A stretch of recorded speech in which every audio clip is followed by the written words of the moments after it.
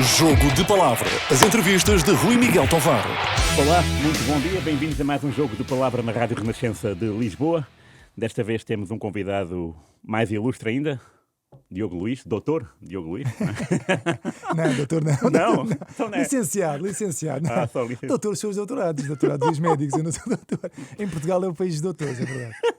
Mas economia, não é? Economia. E enquanto jogavas? E enquanto jogava, não fiz o curso todo enquanto jogava, mas fiz 75% do curso enquanto jogava. No Benfica B, Benfica? Benfica B, Benfica, depois em Aveiro, e depois no Estoril, e depois tive ali um interregno de 6 meses, antes do Naval, e aproveitei para fazer também 4 ou 5 cadeiras, e depois fiz outra vez a Naval, e depois terminei Leixões. Depois de Leixões terminei, sim. 2006. Fiz um bocadinho mais, demorei 8 anos. Ok, Mas fiz, sim. Mas tens? Mas tenho. E numa universidade exigente. É a Universidade Nova de Lisboa. Na né? Nova, sim. Eu passei por lá hoje. Mas era em Campolide, as Era licenciaturas em eram em Campolide. Não que era era, na Avenida... Okay. não, era em Campolide, não, Ok. era a Faculdade de Economia da Universidade Nova de Lisboa, que agora é em Carcavelos. Agora tem Sim. agora é espetacular, não é? Tem praia em frente, tem tudo.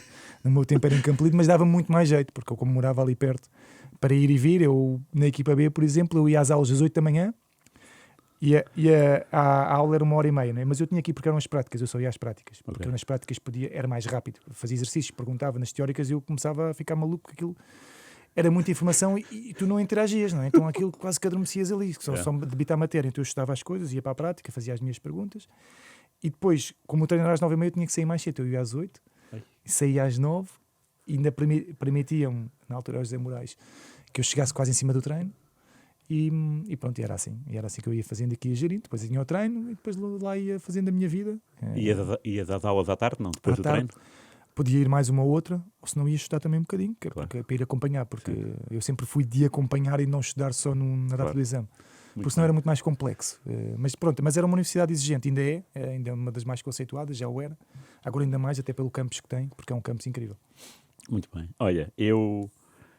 contrariando aquilo que o Rui Glória, que é o nosso produtor, me diz que eu nunca trago papéis. Hoje trouxe um papel que descobri no arquivo do meu pai, que está dactilografado, uma máquina de escrever, e eu não quis acreditar nisto, mas vou tentar atirar os nabos da púcara. Ora bem, 13 de junho de 96, Torneio Internacional de Lisboa, sub-15, no campo Alfredo Marques Augusto, em Moscavide, Portugal 8, Espanha 1. E está aqui um Diogo, do Benfica. 3 golos. É verdade, foi o único jogo que marquei Marcaste 3 golos à Espanha. A sério? Foi o único jogo que marquei 3 golos. Eu não sei se era 96, foi um bocadinho mais à frente, mas é possível. Eu acho que foi. Aqui está 96, é 13 do 6. Eu acho que foi sub-17, mas pronto, mas marquei 3 golos. Era um torneio. Mas como assim? Era um torneio e nós, não sei se empatámos o primeiro e vencemos o segundo, e a Espanha também. Nós precisávamos ganhar por 6 para ganhar o torneio. Estás a brincar? A É sério? E depois eu marquei 3, o João Paulo, que jogou Boa Vista, também marcou 3, e o Arthur, salvo erro. Não sei se foi o Arthur, marcou 2, não foi? O Arthur Pereira foi. Marcou 2, que era o do Guimarães, o baixinho que também jogava. Vitória. O Arthur depois acabou por, não sei o que é que foi feito dele, mas o João Paulo também teve uma carreira. O João Paulo vi eu marcar o gol decisivo da final do Europeu Sub-18 na Suécia. E depois acabei por nem para o Sub-18. Olha, tive nos últimos, aquilo eram 18, eu tive para aí nos últimos 20 ou 21, foi um dos que caiu à última da hora. Ou seja, foi a opção do Cristiano Oliveira. Muito bem. Portanto, eu estive lá nos 21, estivemos a trabalhar no Estádio Nacional, e depois acabei por não ir, e eles foram campeões, ainda bem que foram. Sim. Então é a geração de Vasco Faísca, Ricardo Certo, Costa, Tonel, certo. Pedro Albergaria. Pepa, sim. Pepa, exatamente. Certo. Cândido Costa. Capitão. Não, o Cândido não era capitão aí. Não era ainda? O Cândido era um ano mais novo. O Cândido foi capitão no ano anterior, no ano a seguir. Mas ele já fazia parte dessa seleção. O Miguel também. Miguel, exatamente. Sim. Porra. Sim. Eu não fazia ideia. 3 gols à Espanha. E como é que foram os gols? Lembras-te? Eu jogava à extrema, atenção. Eu percebo que tu és o penúltimo a aparecer aqui na ficha. Sim, eu jogava à extrema. Médio esquerdo ou extremo. Eles às vezes metiam-me a extremo.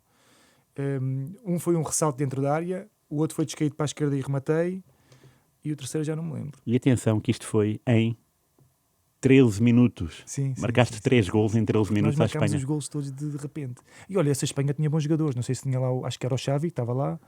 Tinha lá bons jogadores. Tinha um jogador também do Barcelona também que era muito bom jogador, mas depois não sei se conseguiu se ingrar, mas que era uma máquina com bola. Sério? Foi engraçado. É assim, nas camadas jovens já tinha marcado hat-tricks, mas aí já foi para aí com 17, 18 anos. No Benfica, dizes? No Benfica, sim. Porque tu jogavas, não eras lateral, eras extremo Não, sempre. eu só fui lateral 6 meses antes de ir para a equipa principal. Eu jogava Na médios... equipa B, portanto? Na equipa B só 6 meses antes de ir, ou seja, imagina, eu comecei a jogar em outubro na equipa principal, não é? Na equipa A, portanto eu fui para a lateral mais ou menos em fevereiro, março. O resto eu jogava por obra sempre de quem? do José Moraes, porque eu jogava sempre a médio esquerdo, médio centro, trinco, ala esquerdo. Eu era um dos que fazia mais assistências. Quando jogava a médio ala eu fazia muito movimento circular para aparecer na linha e depois cruzava bem. Moete, Pepa, Baião andavam sempre a brilhar e o Cândido também andava sempre a brilhar à minha pala, mas jogava muito nessa, porque eu tinha um bom andamento, fisicamente era forte, tecnicamente também tinha as minhas capacidades. Sim. E depois fui para a lateral, porquê? Porque o José Moraes entendeu que devia ter ali um lateral que conhecesse melhor o jogo, porque eu não era muito agressivo, mas sabia fechar por dentro, percebia bem o jogo, sabia quando é que devia fechar, sabia quando é que devia marcar, não era muito veloz, o que condicionava um bocadinho porque apanhava sempre extremos rápidos, mas sabia-me controlar isso pela forma como ocupava o espaço. E então ele meteu-me ali para dar um maior equilíbrio à defesa. E pronto, e a partir dali, olha, foi ali que apareceu a oportunidade e foi ali que fui jogando. Posso dizer que era muito mais feliz a jogar a médio, Claro, participava mais no jogo, sim. Era diferente, mas depois comecei a jogar lateral e, incrível que pareça, se calhar perdi algumas características, porque com o facto de mentalmente me concentrar em ser mais forte defensivamente, em não permitir que os adversários, ou seja, comecei muito mais a concentrar-me em destruir do que em construir. Sim, percebo, claro. E isso acabou por, se calhar, penalizar um bocadinho a paixão que eu tinha pelo jogo. Porque Mas tu, quando eras mais novo, era sempre para a frente, marcavas golos, assistias? marcavas golos, assistias, sim. E eras capitão também, não? Fui capitão. Vou dizer como é que perdi a braçadeira de capitão. Perdi a braçadeira de capitão no Sub-15, num jogo que estávamos em A5-0, no Pelado da Luz, que era o campo número 5, e houve um penalti, e eu é que bati aos penaltis. E houve um rapaz que era de Coimbra, que era o vilão, que me pediu, deixa-me bater o penalti, está ali a minha família, estavam os pais dele atrás da baliza a dizer adeus. E eu, pronto, vai lá bater. E o professor Rui de Oliveira começa, não é ele, és tu! Começa a gritar, és tu? E diz, és tu, deixa lá bater. Ele já me ia dar uma dura no balneário por eu ter deixado o vilão bater o penalti, mas o vilão ainda vai bater o penalti e falha. Mas ganhámos 5-0. Chega ao balneário, dá-me uma dura e tira uma braçadeira. Que é para aprender, ou seja, eu servi de exemplo para os outros que, a partir do momento em que o treinador dá uma ordem, todos têm que respeitar.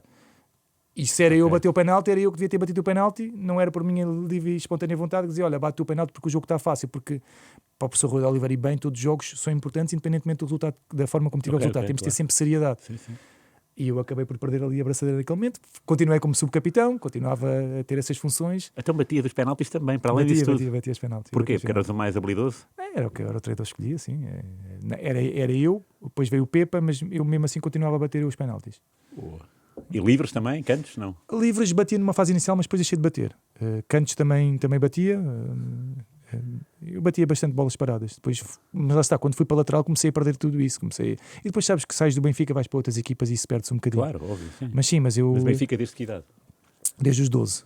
Fiz o meu primeiro torneio. Infantis ainda joguei fofó, mas depois fui fazer o torneio final. Fui fazer o torneio ao Algarve, a Lolé. Também marquei um monte de golos. Ganhámos a final 5-2, também marquei 2 ou 3 golos. E quem era o treinador aí do Benfica? Aí era o Arnaldo Teixeira. Ei. O velhote Arnaldo Teixeira ainda anda lá. Sim, eu sei. Anda lá, espetacular. É depois essa a mística do Benfica também, nas camadas jovens. Olha, e depois apanhei Baixo Lopes e Rui de Oliveira. Okay. Também faziam ali uma boa parelha. Depois havia o Arnaldo Teixeira com o João Santos, mas eu já não os apanhei. Apanhei o Guilherme Graça. O Guilherme Graça, que era incrível. A sério? Que era incrível, o Guilherme Graça. Era uma personagem, mas e depois apanhei o Mr. Nené e o Mr. Chalana nos Júniores. Diz-me só, o Jaime Graça era interventivo, Era calado? inacreditável, inacreditável. Sabes que ele ao princípio não ia muito comigo. Porquê? Porque eu sempre fui muito racional, não é? Na forma como estou dentro do relevado. Imagina, se eu estou a ganhar 2-0 e sinto que há perigo, ou se estou a ganhar 1-0 e sinto que há perigo, se calhar não me aventurava tanto e ficava muito mais a proteger o resultado do que propriamente a atacar. E ele não gostava, ele gostava do futebol para a frente.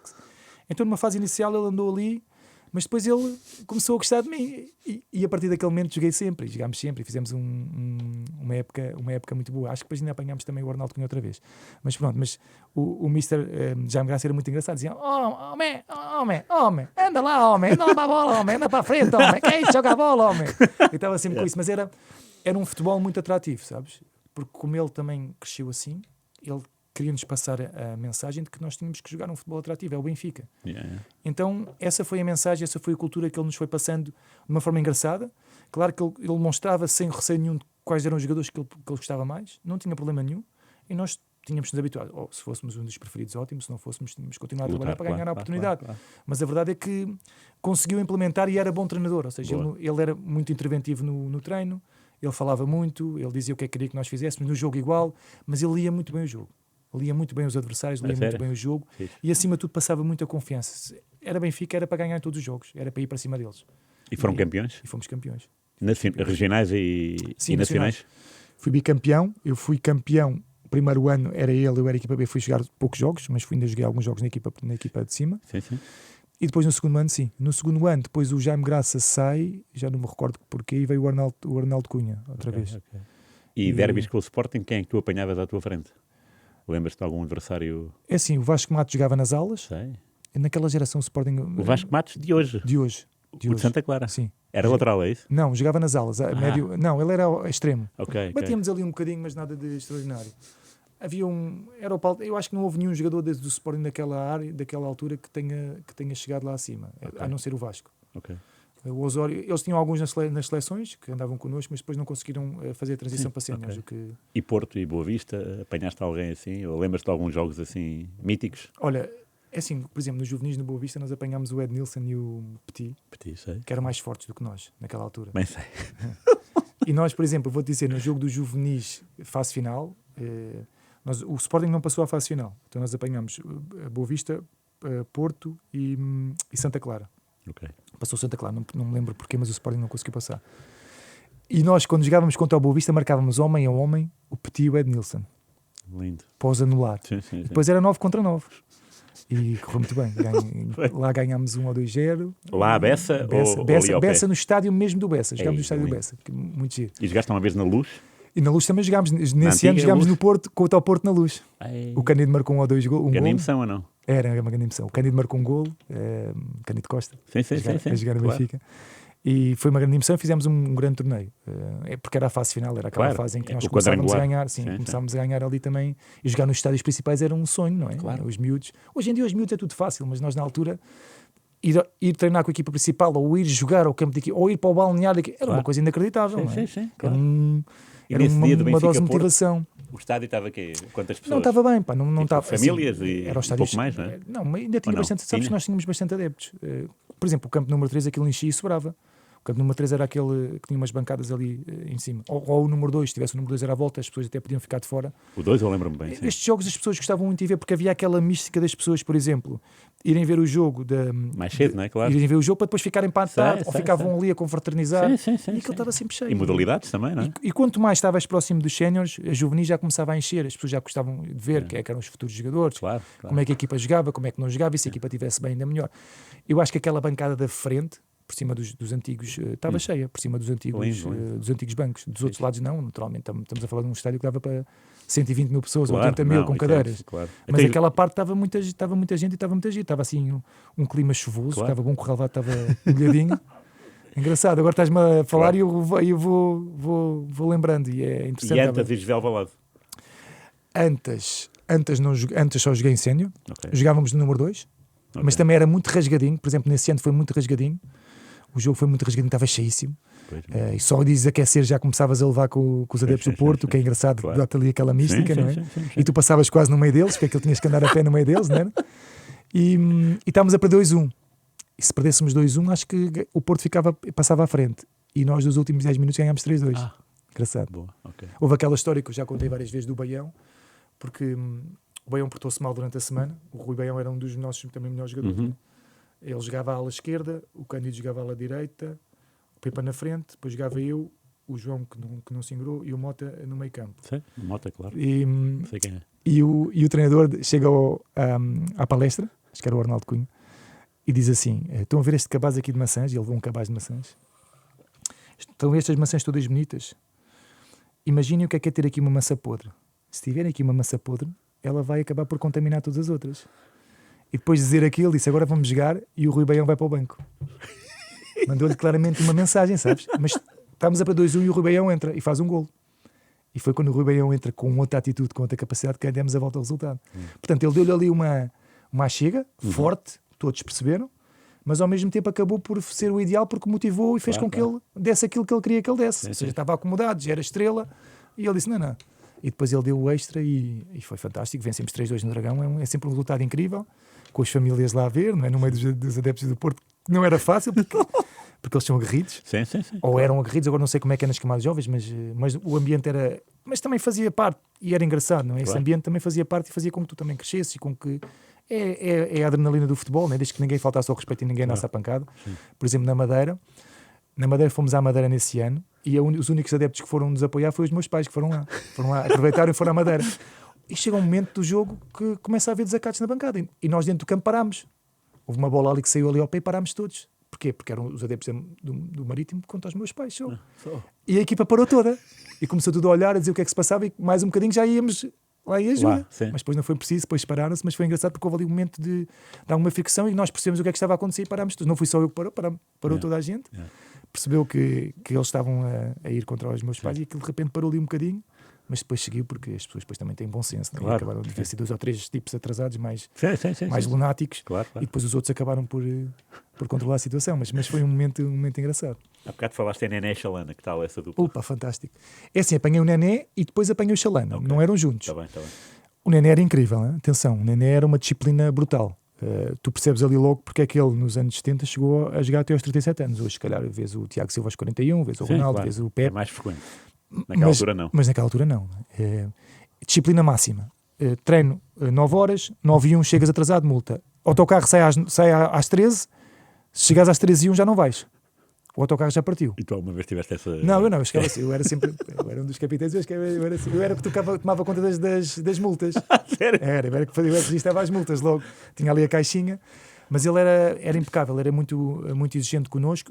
Nós naquele ano, foi quando apareceu o Olivais, não sei se recordas, e muitos que eram juniores de segundo ano foram rodar para os Olivais. Era quase como uma equipa B, para os Olivais, para terem mais rodagem de sénior, foram jogar logo nos séniores, e os outros ficámos. Nós éramos todos primeiro ano, e o Nené foi ali uma grande aprendizagem, muita motivação, passava-nos muito os valores, essa disciplina que ele queria ter dentro do relvado, a forma como queria que tivéssemos fair play, como respeitássemos sempre os adversários. Foi um ano de grandes aprendizagens, acho que todos gostámos muito do Mr. Nené. Acho que todos vocês sabiam quem era o Nené, claro. Sim, sem dúvida. Na história do Benfica, não é? Sim, sem dúvida. E o Chalana também. O Chalana também. O Nené dizia que não se chegava os calções, ele chegava ao intervalo, tinha os calções sujos e trocava. E era assobiado, nem me sujos os calções, ele fazia a propósito, ele dava ali na dele. Muita personalidade.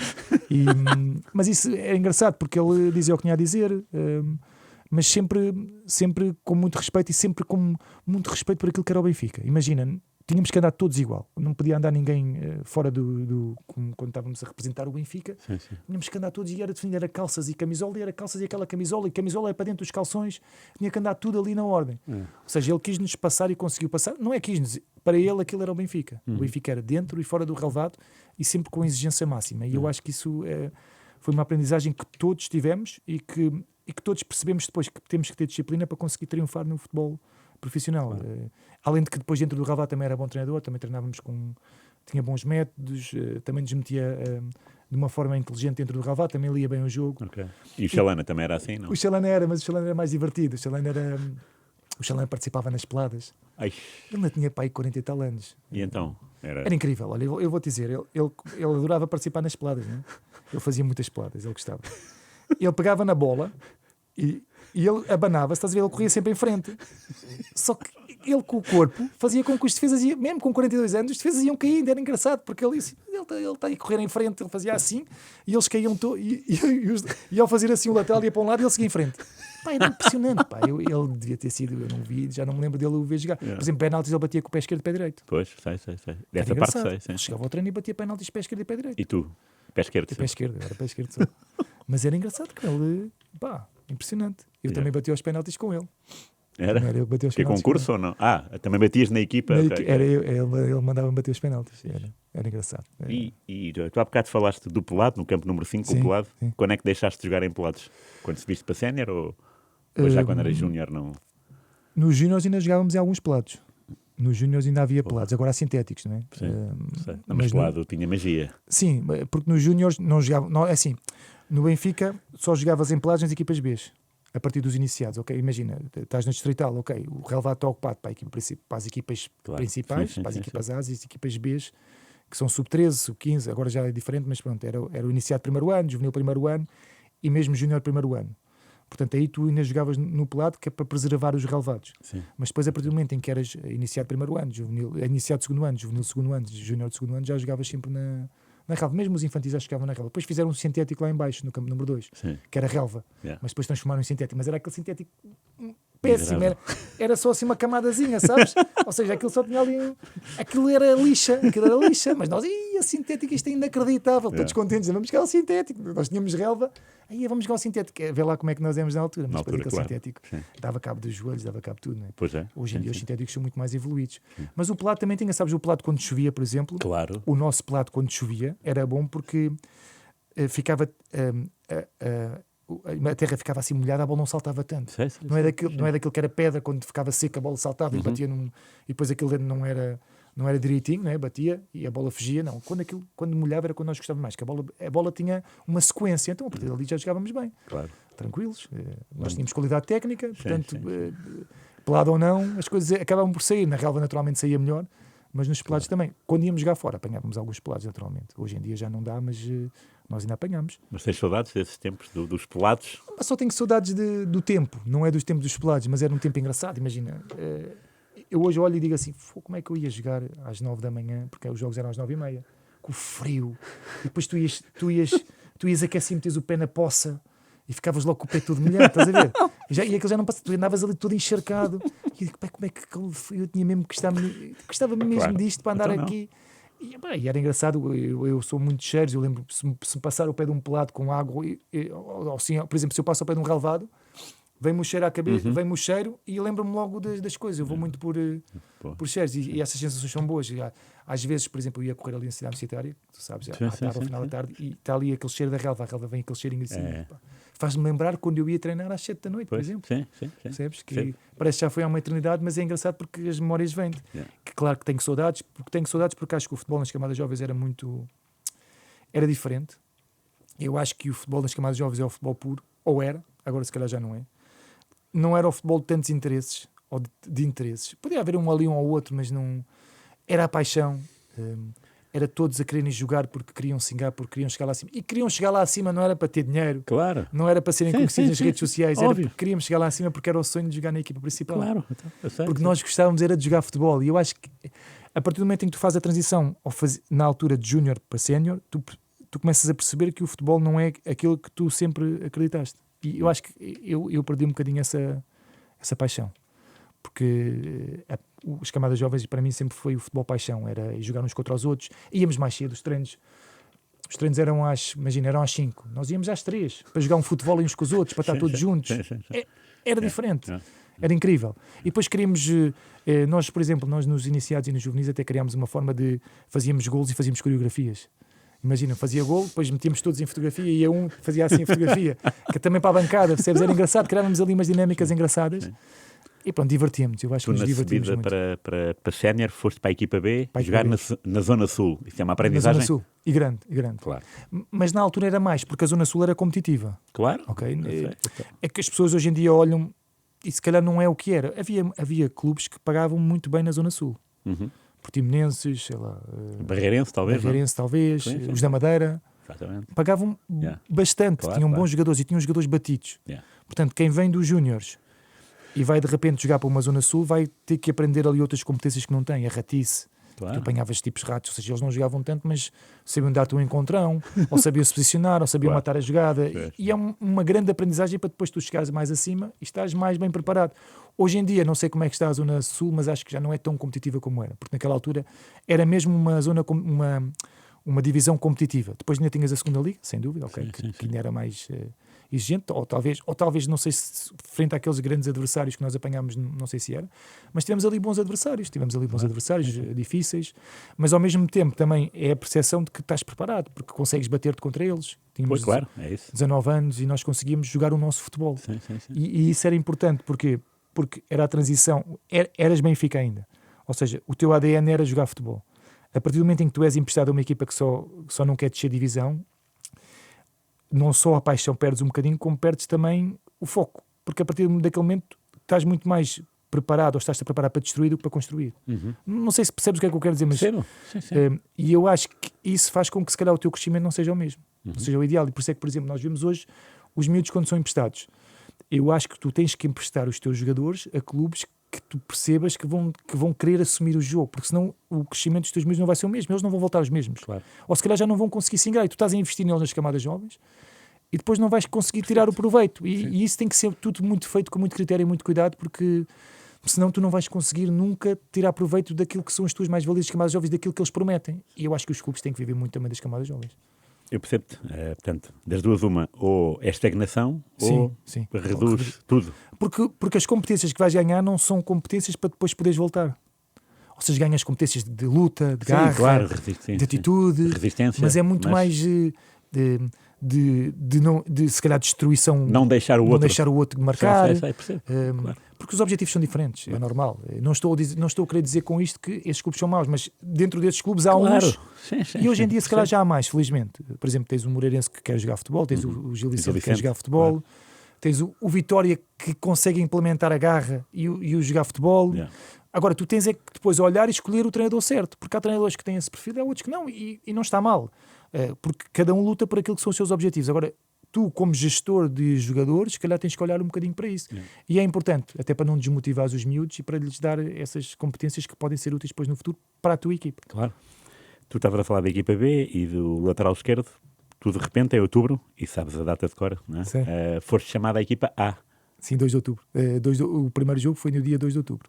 E quantas vezes tinhas treinado com a equipa A? Treinei 3 vezes. 3 vezes. Eu vou dizer, na equipa B era quase o único que não tinha ido ser chamado, porque o Heinkens não me tinha chamado, depois veio o Mourinho. Nunca? O Heinkens nunca me tinha chamado. Eu tinha ido com o inglês, como é que chamava o inglês antes? O Graham Souness. O Graham Souness. Okay. Fui com o Graham Souness, fui a um torneio inclusive em Espanha. Ok, não sabia. Um torneio com o Porfírio, quase que andava à porrada com eles, em Levante. Foi? Quase. Porquê? Porque ele de repente faz lá qualquer coisa e eles vêm para cima dele e ele começa come on, e começa assim. Engraçado, ele vem come on. Ele era uma figuraça. E tinha ido a esse torneio, e era sub-17 ainda, porque o Alan Murray gostava muito de mim, que era o treinador que estava a acompanhar mais cá a parte de baixo das camadas jovens, ele veio para comandar. E então acabei por ir. Olha, e vou-te dizer, eu era médio esquerdo, e o Alan Murray conhecia-me, e cheguei a esse torneio e joguei de defesa esquerda. Porque faltava alguém. Portanto, estava-te a dizer, esse se calhar foi a minha das primeiras experiências. Já tinha jogado nos iniciados, nos iniciados até central joguei. Houve uma vez que até marquei um tipo do Belenenses também, que era um grandão. Marquei o jogo todo.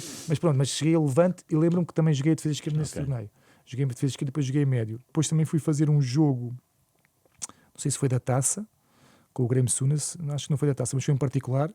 E aí joguei a extremo esquerdo, mas depois com o Jupp Heynckes ele nunca me tinha chamado. E depois veio o Mourinho e o Mourinho chama-me. E eu não estive presente porque as coisas não... o telemóvel não tinha bateria, acabei por não conseguir chegar a tempo, mas depois logo assim... Na primeira vez? Primeira vez. Aquilo não tinha bateria. Não tinha bateria e quando cheguei já era tarde, já tinha acabado o treino. Ou seja, se eu tivesse treinado, se calhar eu tinha jogado contra o Almstad, depois acabei por não acontecer. Mas fui no treino a seguir ao Almstad e depois... Com o Almstad, quem jogou a lateral? Foi o Uribe. Exatamente. Foi o Uribe. Não é? Ou o Escalona? Não, foi o Uribe. Que não era lateral. Que não era lateral. Jogou só por remendo. Sim. E depois... Sim, porque o Escalona era mesmo lateral. Não era remendo, claro. E depois a seguir fui treinar e fiz 4 treinos. E comecei logo a jogar. Mourinho e Moser. Mourinho e Moser. Ou Mourinho só? Não sei, estou a perguntar como é que era o treino. Incrível. Se o Moser intervinha... Intervinha, mas sempre, ou seja, eu acho que o Moser foi aprendendo, não é? É que eles eram treinos completamente diferentes na altura, não é? Ou seja, o Mourinho estava 20 anos à frente dos outros. Hoje em dia eu acho que o Mourinho pode ter mais dificuldades porque ele estava à frente no treino, ele estava à frente na comunicação e ele estava à frente na análise aos adversários. Ele criou a escola, hoje em dia os outros já estão ao lado dele, ou se calhar até podem estar mais ou menos no treino. A comunicação, ele continua bem, mas eu acho que mais agressiva do que o que poderia ser. Mas os outros também já percebem o poder da comunicação. E depois a análise aos adversários todos fazem. E ninguém fazia na altura. Portanto, ele tinha 3 componentes que ninguém fazia. Além de que tinha a capacidade de agregar e de dar o peito às balas. Era incrível a forma como ele defendia os seus jogadores, mas lá dentro dava as duras que tinha a dar. E portanto, tu recebeste alguma? Eu também recebi algumas, sim. Quando estava a adormecer, ele dizia, olha, não estás a render como estavas a render. Pai, ao 8º jogo. Se continuas assim, vou meter o Scaloni. E disse-me isso e depois disse à frente do grupo todo. Ou seja, o que é que ele fez naquele momento? Motivou-me a mim, se não trabalhares, sais, mas ao mesmo tempo motivas o que está na tua posição. É inteligente, não é? Ou seja, ele consegue gerir os dois ao mesmo tempo. Olha, aquele está mal, portanto tu trabalha, que vais ter a tua oportunidade. Se aquele facilitar, tu entras. E ao mesmo tempo, se não facilitares, continuas a jogar bem. Que era o que ele queria, ter os dois a andar. Claro. E portanto, inteligente, mas estava-te a dizer, tinha aqueles 3 componentes que na altura não tinha. Então, ele claramente estava à frente de todos os outros, não é? E a primeira conversa, como é que foi, lembras-te? Ou... Não, ele disse-me, vem, vais... Aliás, e foi depois do treino, né? Aquele treino que eu não fui. Ele disse, olha, onde haver mais oportunidades, mas tu pensas, se calhar o comboio não passa muitas vezes. Mas pronto, não colheu, mas vai aparecer e tal, e para a próxima vem. E depois eu fui fazer um treino, o treino correu bem, porque eu era lateral, mas eu tinha a mania de falar dentro do campo, ou seja, eu conseguia organizar os colegas que estavam à minha frente. Olha, fecha, vai para a direita, para a esquerda, meio. Nos cenas que não se ouve tanto, mas dentro dos treinos e tudo eu conseguia falar. Pronto, e aquilo correu muito bem, saiu tudo bem. E ele depois, aquilo foi quinta, sexta-feira ele chama-me, depois do treino, acho que foi depois do treino, disse, vai jogar, no domingo prepara-te. Com o Braga? Com o Braga. É isso que... Sim. Okay. Sim. Na Luz? Na Luz. É a estreia do Dani também, não é? Estreia do Dani também, sim. A titular? A Tu titular, e ele? sim, eu e ele. E o Manis também estava. Hoje estamos os três na CNN, mas É verdade. É um conjunto quase. E o Manis teve um problema com o Mourinho nesse período. Teve num treino, nós fizemos um treino de conjunto com a equipa B e ele portou-se mal lá com o Lucas. Ele teve uma entrada muito dura. E o Lucas Mourinho, disse? o Bruno Lucas, sim, Okay. lateral direito. E ele estava à extrema esquerda, acho que ele fez ali uma entrada feia. E ele disse, olha, vais para fora, vai correr à volta do campo, para te acalmares. O Mourinho disse isso ao Manis? Disse. Quer dizer, o Mourinho estava lá em cima da bancada a ver, mas Okay. mandou dizer, Okay. vai correr. E o Manis foi correr e durante, sei lá, os 70 minutos ou 60 minutos do treino, deu 2 voltas ao campo. E o Mourinho estava a ver. E depois chegou ao final, no dia a seguir, disse, olha, Manis, se calhar vais treinar um bocadinho com a equipa B, acho que foi assim, ou não vais jogar, porque estás mal fisicamente. Mas porquê, mister? Então, em 70 minutos dês 2 voltas ao campo. Portanto, se calhar o ideal é ires ali correr um bocadinho e ganhas, que é para poder estar preparado para jogar na equipa A. E foi isso, deu aquela dura. E o Maniche foi e voltou mais forte. Mas estás a ver, ele estava atento a todos os pormenores, como se calhar ainda está, e é como digo, mas hoje em dia os outros também, até pelas equipas técnicas que têm, a dimensão, claro. Todos estão atentos a todos os pormenores, mas ele naquela altura não. Imagina, ele entrava às 7, como se calhar ainda entra, saía às 9 ou às 10 da noite. Porque ele é que tinha que fazer tudo. Tinha que analisar os adversários, que não havia análises. Mas nesse dia com o Braga, qual é que era a tua missão, por exemplo? Lembras-te? Lembro-me, quer dizer, ele pedia, imagina, ele tinha outra coisa, que era ele juntava os defesas e apresentava os melhores momentos do adversário, 10 minutos. Uhum. Depois juntava os defesas, eram os defesas e os médios, depois juntava os avançados só e depois juntava a equipa toda e falava para todos. Portanto, eu já sabia o que é que ia encontrar pela frente e qual era o ponto forte do tipo que eu ia encontrar pela frente. Ele explicava-me isso. Mas os 10 minutos diz é conversa ou vídeo? Era ou vídeo. Vídeo. Vídeo. Tá bem. E depois, ou seja, imagina naquela altura, ele é que fazia os vídeos, porque não havia pessoal para fazer isso. Portanto, estás a ver o que ele estava à frente. Claro. E explicava-te quase ao pormenor o que é que o tipo à tua frente ia fazer. Olha, ele costuma virar mais para a direita do que para a esquerda. Ele depois tem este movimento e aparece lá outro, e eu quero que tu fiques ali parado para apanhares o outro, e este aqui vai ser apanhado por aquele. E tu já ias para dentro do campo a perceber muito o que é que ia acontecer. Sendo que as coisas aconteciam muitas vezes como ele dizia, e depois ele não tinha a capacidade de acrescentar dentro do próprio jogo com as substituições, com a leitura que ele tinha do jogo, porque ele é inteligente e perspicaz nisso. Tu aos 2 minutos desse jogo tiveste um remate à baliza. Tive um remate e por pouco não foi gol, foi o Ricardo Rocha que tirou na linha de gol. Foi? A bola tinha passado por cima do Kim. Por cima? Piquei-lhe assim, o Kim saiu e eu piquei-lhe e o Ricardo Rocha saca-me a bola. Aos 2 minutos? Eu estive a ver o minuto a minuto desse jogo. Ganha a entrada. Foi. Os teus pais estavam no estádio? Os meus pais estavam no estádio. Era o Jorge Prestel, só eu que estava a comentar esse jogo na SIC. Ok. Engraçado. E depois jogaste até ao fim com o Mourinho? Joguei até ao fim, sim, todos os jogos. E depois com o Tony também? E depois com o Tony joguei alguns e depois comecei a não jogar outros. Bom, depois o Tony já começou a mudar um bocadinho mais. Mas pronto, são circunstâncias, não é? Faz parte. São as opções dos treinadores. Claro. Tu há bocado falaste, achei piada porque ring a bell, só que aguentei-me. Tu falaste de... Aqui agora as camadas jovens, para se calhar, há muitos favores e o futebol também há muitos favores. E no Estoril tens uma história hilariante de um possível proprietário cujo filho estava no banco suplente. Sim. Eu não vou dizer o nome porque o rapaz depois ainda quer meter um processo judicial. Mas sim, mas é verdade. É no Estoril, sim. E foi que jogo? Lembras-te desse jogo? Foi em Marco Canaveses. Marco Canaveses. Marco Estoril. Da Marco segunda Estoril, divisão sim, de honra Marco Estoril. ou Segunda Liga, sim. segunda liga. E o que é que se passou? E basicamente, ele foi inscrito porque teoricamente o pai dele ia trazer dinheiro para o clube. Porque ele efetivamente não sabia, não tinha capacidade para jogar, não vou dizer não sabia, mas não tinha capacidade para jogar em alto nível. E de repente vai para o banco, esse jogo é o único que ele é convocado do jogo. E nós de repente estamos em A4-1, salvo erro, nos últimos minutos, e ele entra. Ele dá 2 piques, cai, parte-se tudo e fica sem conseguir respirar. Ele entrou no minuto 91, 92, foi até aos 94, depois chegou ao balneário e boa, cá, conseguiste entrar e tal, todos dar-lhe ali uma motivação. E ele de repente pede a bomba de oxigênio e não consegue respirar. Pá, inacreditável. No Estoril. Mas é no Estoril, um clube profissional. Mas o Estoril estava mal, é? Estava mal naquela altura, depois veio o João Lagos. Nós tivemos 4, ou seja, nós nesse ano, foi nesse ano ou foi, não sei se foi nesse ano, se foi no ano a seguir, porque eu acho que ele jogou, ele veio de janeiro a junho, depois foi-se embora, porque depois apareceu o investidor não apareceu, então ele não estava. Mas imagina quem inscreves um jogador, porque teoricamente o pai dele vai investir dinheiro, isso é inacreditável. E depois no ano a seguir ainda ficou mais difícil. E nós começámos a jogar nós só tínhamos 11 jogadores de campo e jogavam guarda-redes. Exatamente, guarda-redes avançado. E fez um golo. Sério? Fez um golo. O Bruno jogava à frente e fez um golo. E ganhámos ao Barreirense, que o Daúto era nosso treinador, depois foi para o Barreirense e foi lá jogar contra nós com 11 jogadores e nós ganhámos ao Barreirense. É sério? E houve um jogo, acho que foi esse contra o Barreirense, que nós dissemos ou há dinheiro ou não jogamos. E o dinheiro não apareceu. O dinheiro é que salários em atraso? Salários. Muitos meses. Eram alguns meses. Eles tinham que nos pagar pelo menos um salário. E o dinheiro não apareceu e nós já estávamos embora. E já havia jogadores na autoestrada. No dia de jogo? No dia de jogo. Já havia jogadores na autoestrada. E depois temos, olha, apareceu, volta para trás. O jogo começou meia hora mais tarde. Vê lá isto. E ganhámos esse jogo. Ganhámos esse jogo. Imagina. Com guarda-redes à frente. No Estoril. Com guarda-redes à frente. Inacreditável. Esse ano desciam 7 equipas. E nós jogámos a maior parte dos jogos com um guarda-redes. Jogámos para aí, sei lá, 7 ou 8 jogos com um guarda-redes à frente. E não descemos divisão. E garantimos a manutenção, acho que foi até no Barreirense, 1 ou 2 jornadas antes de acabar o... Inacreditável. E tu lateral, ainda? Lateral, mas depois não havia centrais.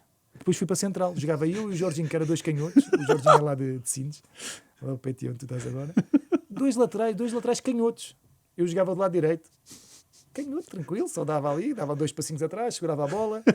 Eles mandavam ali 2 passinhos atrás para controlava a linha. Mas ali tinha que controlar mais, né? Tinha que controlar a linha defensiva. Lateral esquerdo, eu controlo a linha quando a bola está do lado contrário. Eu dizia, olha, dá um passo em frente ou atrás, ou estamos a controlar. No meio é diferente, né? Até pela bola, quando tens a bola, eu tinha qualidade técnica, mas não tinha as dinâmicas de jogar ali. Mas olha, safámos muito bem. Jogámos muitas vezes os dois como centrais. Incrível. Lateral esquerdo. E depois jogou um lateral esquerdo adaptado, né? Jogámos os dois laterais esquerdos jogaram centrais, porque ele também era lateral esquerdo. Inacreditável. Grande aventura. Isto vale um título, não é? Não é? Mas... Era um título, sim, valia um título, é verdade. E alguma vez subiste de divisão? Subi divisão no Naval, fizemos história no Naval. O Naval nunca tinha subido. Com o Aprígio Santos. Espetáculo. E o treinador quem era? Era o Rogério Gonçalves, um treinador muito engraçado. Desapareceu, mas era um treinador mítico. Sim. Tipo daqueles tipo Vítor Manuel, aqueles nomes assim. Era, sim, o Vítor Manuel também desapareceu, né, de um ano para o outro. Enfim, cria-se outras imagens. Claro, obviamente. Sim. Mas eles foram um bocadinho penalizados por isso, porque ficaram conotados como velha guarda, o que necessariamente não são, porque o Jorge Jesus, por exemplo, também é da velha guarda e continua a se ingrar, né? Sim. Mas oportunidades para eles acabaram por desaparecer. O Rogério Gonçalves era engraçado, a forma como ele falava, vós tendes. A sério? Ele dizia, vós tendes de fazer assim, porque ele era lá de cima do minho, né? Ele começava a falar vós tendes, vós fazeis. E bebe um copo, tens de beber um copo de vinho. Estava sempre a dizer para mim, tens de beber um copo de vinho. Porque eu não bebi vinho. Tens de beber um copo de vinho para ganhar as garras. Tens de ganhar um copo de vinho. Bebei. Era engraçado. Na segunda de honra. Na segunda liga. Subiram. Foram campeões ou subiram? Não fomos campeões, mas eu acho que jogávamos melhor que os campeões.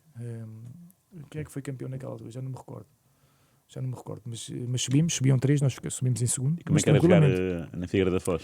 E viver lá já agora? É assim, viver aquilo, eu só vivi de janeiro a junho, ou maio. Estava vazio, né? Aquilo estava vazio. Portanto, eu vivia ali na praia, ia todos os dias passear ali, pronto, treinavas de manhã ou à tarde e andávamos ali, juntávamos 3 ou 4 e andávamos ali juntos. Mas era tranquilo, né? Vida tranquilíssima. Claro. Tínhamos ali a praia, íamos ali fazer qualquer coisa, ocupar o tempo. Mas nós jogávamos bom futebol nessa altura, tínhamos uma boa equipa. Tanto é que depois a Naval sobe e consegue, eu não fiquei, mas a Naval consegue fazer uma boa campanha na Primeira Liga, quase com a mesma estrutura, com 11 base. E pronto, e foi importante porque se não subíssemos divisão, se calhar ficámos com salários e atrás. Subimos divisão, pagaram-nos tudo. Quer dizer, ainda demoraram não sei quanto tempo a pagar o prémio de subida, mas pronto, mas isso lá está, faz parte do futebol.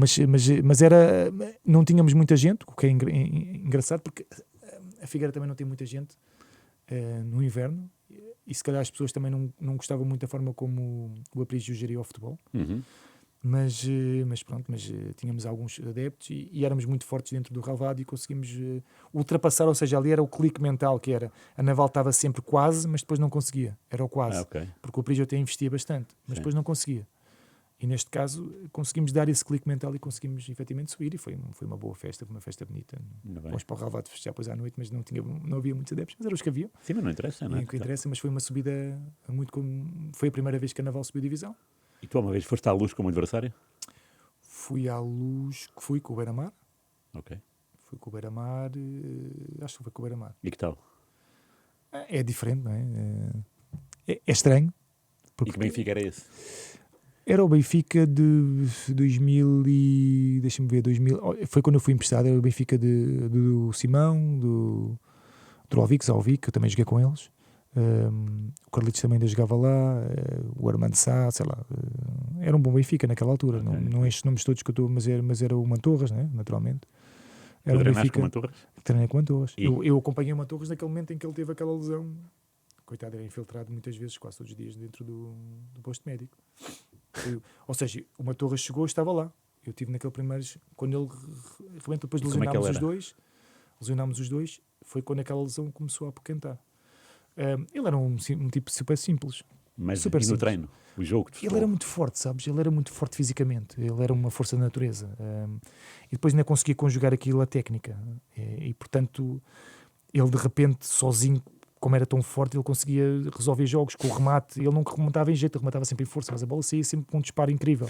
E depois confiante, ainda mais, na altura depois falava-se de transferência para aqui, para ali, porque podia ser o novo Eusébio, etc, etc. Enfim, acabou por não acontecer, mas ele soube criar ali uma mística à volta dele, que era o mesmo lesionado, ele entrava e fazia gols e mexia com os adeptos. Então não me lembro, sim. Mas ele efetivamente a partir daquele momento foi logo ali. Foi naquele primeiro ano que ele teve aquela lesão dos joelhos e que o infiltraram para ele poder jogar, o que foi um erro. Ou seja, ele tem que jogar porque queremos vendê-lo ou porque acho que vai ser vendido, ele tem que jogar.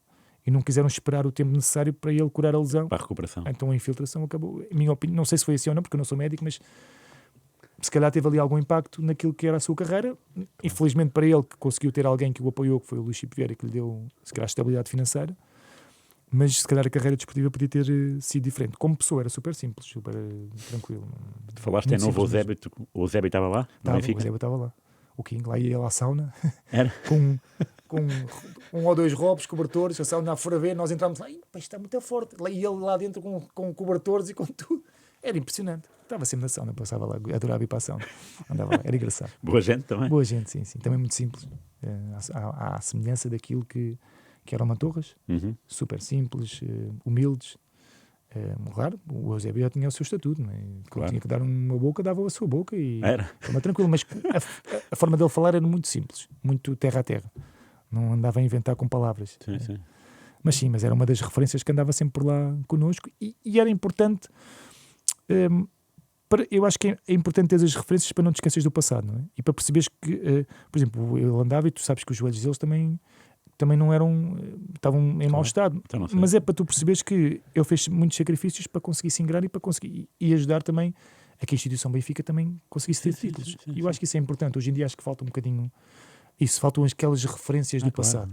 Acho que mesmo nas camadas jovens tens treinadores, mas acho que te falta ali uma outra referência, mais com um reino do nariz, que faça perceber aos miúdos que isto não é só Instagram. A vida é muito mais do que isso. E eu acho que isso é importante para dares ali um extra, para perceberes onde é que estás. Percebes? Porque muitas vezes eu acho que os meninos só querem chegar lá em cima para ganhar dinheiro, para ter Instagram, para ter seguidores. E isso não é o essencial. Nada. Porque não é isso que o vais fazer crescer. Em simultâneo, eu acho que também se devia cada vez preparar melhor os miúdos noutras áreas. E eu acho que hoje em dia os clubes já devem estar assim, não sei se estão ou não, mas na psicologia, na literacia financeira, estudar, porque os clubes preparam não só os jogadores, mas homens. Quantos é que se ingram? Claro. De um plantel. Sim. Eu lembro a primeira conversa que o meu pai teve com o Mr. Nené, era naquele campo número 3, naquela. Não sei se tu te recordas, mas tinha ali os balneários, entrámos e a sala deles era ali. E o meu pai vai lá, ok, o Diogo vem. Eu primeiro, no ano anterior, fui lá fazer testes e não fiquei, porque eu não tinha jogado federado. Ok. Vai ali para o Fofó, fui para o Fofó e depois correu bem. Fui lá o capitão do Fofó, aquilo correu Ok, bem, ganhámos ao boa. Benfica, não sei o quê, e voltei. Ganharam o Benfica? Ganhámos ao Benfica. No relevado do Fofó, jogámos no relevado, que era uma mais-valia para o Benfica, Lindo. e estava habituado a jogar no relevado, e ganhámos. Tínhamos uma boa equipa, da minha equipa, olha, lembras-te do Vitor Moreno Sim. e o Dadi. Dadi. Depois o outro também foi para o Sporting, o Zé Domingos, mas não se ingrou. O Zé Domingos era iniciado, mas naquela altura nós tínhamos uma boa equipa. Boa. Tínhamos ali um conjunto de bons jogadores, jogávamos bom futebol e jogávamos no pelado e fazia um montinho para bater os livres. Os guarda-redes não chegavam fazia um montinho, pimba, a bolinha era sempre lá direitinho, a ver os livres, era sempre gol. Batia aos penaltis, daquilo era espetáculo. Fazia os lançamentos laterais, que o campo do Fofó, o pelado era pequenino. Até um lançamento lateral chegava quase A área, não? à área. Não, chegava lá dentro da área. Ao pequena penalti, área. pô. Ao penalti, quase. Aquilo era uma maravilha. Fazia quase tudo nesse ano. Mas pronto, depois fui para o... E a primeira conversa que o meu pai teve foi, olha, o Diogo vem e tal, mas eu quero que os estudos estejam sempre em primeiro lugar. E o Mister Nené na altura disse, mas como é que isso é? Mas olha, que isso é muito difícil, que aqui não há ninguém que faça isso. Mas depois o Mister Nené foi um dos meus maiores apoiantes. Que é engraçado, há pouco não te disse, mas foi um dos meus maiores apoiantes. Ok. Ele valorizava muito o facto de eu estudar e ele perguntava-me sempre se eu precisava de alguma coisa, se precisava de tempo. Sim. Foi sempre uma das pessoas que Engraçado. me apoiou, Boa, boa. me apoiou muito. E tu ias ao Estádio da Luz? Miúdo? Ia Ias sempre, não é? sempre. Nós E com tínhamos quem? depois nós tínhamos, não, nós depois íamos uns com os outros.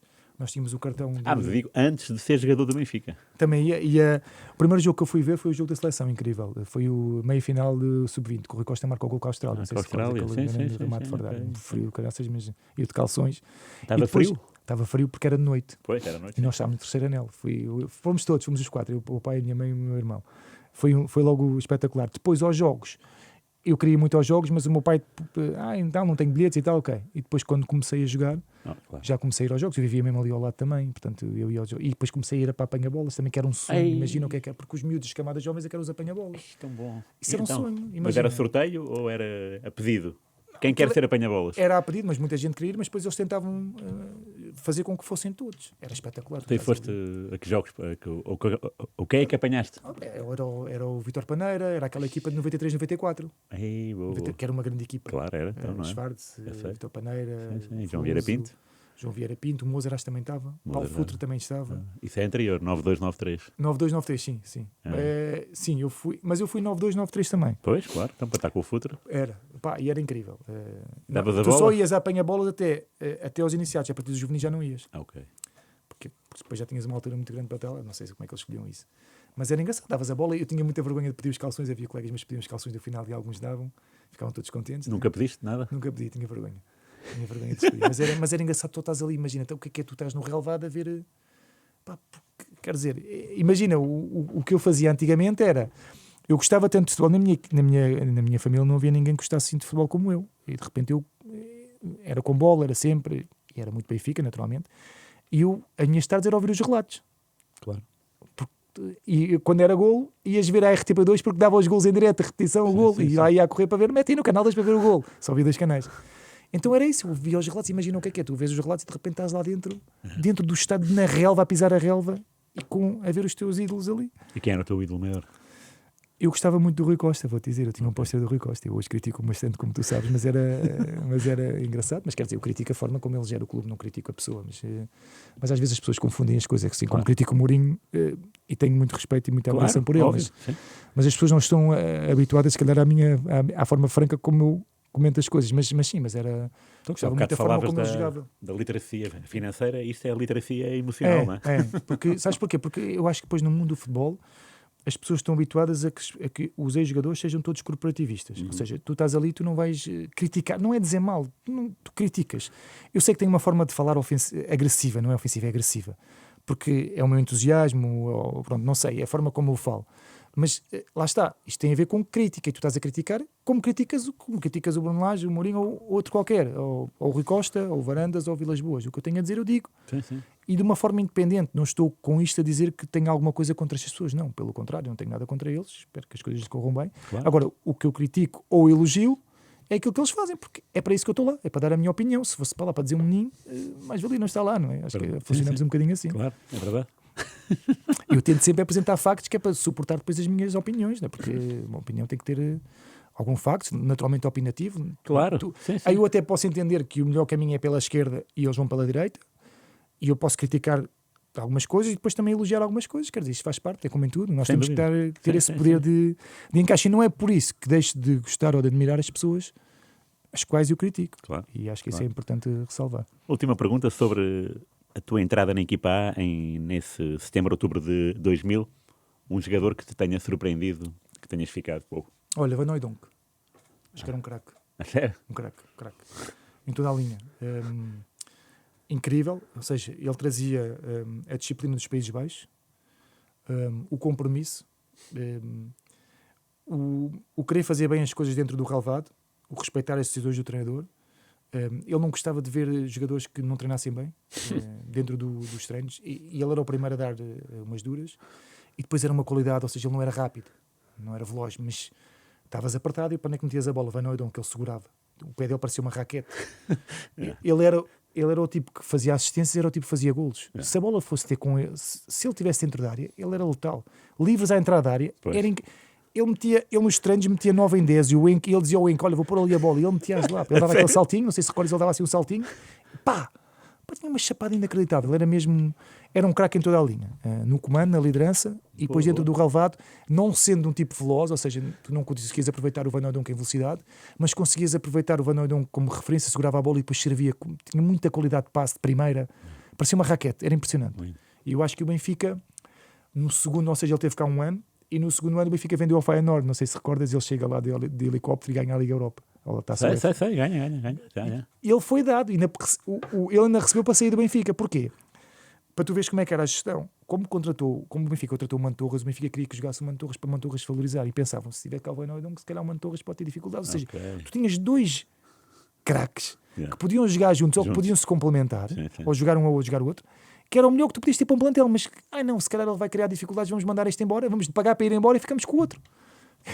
Tu tinhas dois para poder lutar pelos títulos e não deste um para ficares com o outro só para o espaço ou seja, tu tiraste dificuldade ao treinador, mas ao mesmo tempo deste um tiro nos pés. Pioraste a equipa, claro. O Mantorras com o Van Hooijdonk ainda valorizava mais. Claro. Como o Mantorras era anárquico, era mais selvagem, e o outro não, o outro conhecia o jogo. Portanto, o outro, imagina, até se metesse a jogar os dois e os treinasses, um ia ajudar o outro, ou mesmo durante o ano, que há tantos jogos, iam jogar os dois. Sim. E nos treinos iam valorizar, iam melhorar os dois. E tu tinhas que saber gerir isso, o treinador tinha que saber gerir isso. Mas a forma como olhavam para a gestão, não, agora vamos contratar este e vamos mandar embora porque este é que tem que jogar. Não é o ideal. Os clubes têm, quanto melhores jogadores tiveres, melhor é. Claro. E se tu conseguiste ter os dois, que na altura tinhas, não tinhas de pagar aquele para ir embora, pagava-lhes os ordenados e deixava-o cá jogar. Sim. Chega ao Feyenoord, campeão da Taça UEFA, melhor jogador. Foi, verdade. Lembro-me E disso. chega de helicóptero, claro, eles receberam nos braços abertos e ele chegou espetacular. Ainda veio a custo zero, ainda lhe pagaram para vir, bem motivado. São aquelas decisões que há um objetivo por trás de venda, mas que não se enquadra naquilo que é o projeto desportivo. Sim. Percebes? E Percebo. se tu tens os dois, ainda mais o Van Hooijdonk era líder, puxava pelos outros. Lindo. Dava duras quando tinha que dar, ele deu cada dura ao Roger e ao André. O André já falecido, que era impressionante. Depois o Roger, eu lembro-me que o Roger... O Roger dava-lhe. Houve um livre, esse é conhecido, Sim. contra o Boa Vista, Sim. e a bola vai para o lado do pé do Van Hooijdonk. Aliás, o Van Hooijdonk batia nos dois lados, mas aquele era descaído para a esquerda. E nós ganhámos aquele jogo, ficámos em primeiro, e nós estávamos bem. A partir daquele jogo, não ganhámos, começámos a cair. Animicamente caímos muito.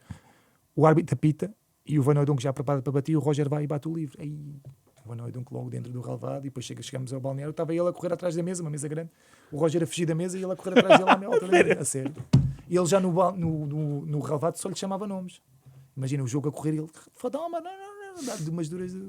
E quem é que o agarrou ao Van Hooijdonk no balneário? Depois fomos para o balneário e depois aquilo teve que acalmar. Depois eram vários, que ele era um bicho do Pois. caralho. Mas não era Devia ser fácil, fortíssimo, não é? Sim, era fortíssimo.